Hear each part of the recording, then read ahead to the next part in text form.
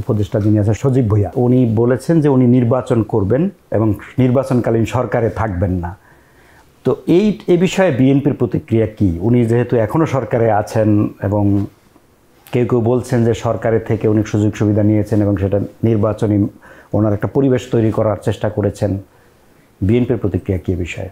আমরা মাননীয় প্রধান উপদেষ্টার কাছে লিখিতভাবে যে কাগজ কয়েকবার প্রদান করেছি এবং ওনার সাথে সাক্ষাতের সময় আমরা সে বিষয়ে মৌখিকভাবে আলোচনা করেছি যে অন্তর্বর্তীকালীন সরকারের নিরপেক্ষতা, দল নিরপেক্ষতা জাতির সামনে পরিষ্কার করা দরকার এবং এই দেশের জনগণ দেখতে চায় প্রফেসর ডক্টর ইউনূসের নেতৃত্বাধীন এই অন্তর্বর্তীকালীন সরকার একটি নিরপেক্ষ সরকার।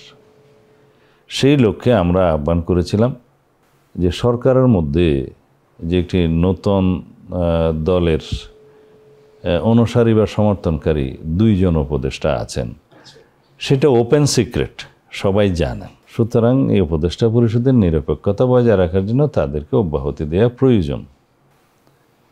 তা আশা করি তিনি সেটা খুব শিগগিরই বাস্তবায়ন করবেন। এতদিন করেন নাই, কিন্তু সেটা যত শিগগিরই করবেন ততই মঙ্গল।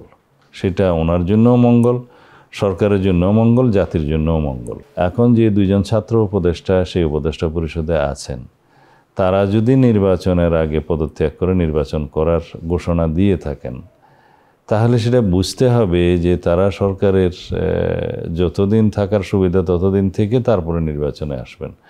তো সেইটা একটু তাদেরকে, এই সরকারকেও প্রশ্নবিদ্ধ করবে এবং জনগণও বুঝে নেবে যে তারা সরকারে থেকে তাদের দলীয় সুবিধাদি নিশ্চিত করার পরে তারা নির্বাচনে আসবেন। তাহলে তারা একটা সুবিধাবাদী দল হিসাবে, অনেকে যেমন মনে করে যে এটা কিংস পার্টি কিনা, সেটা প্রতিষ্ঠিত হবে।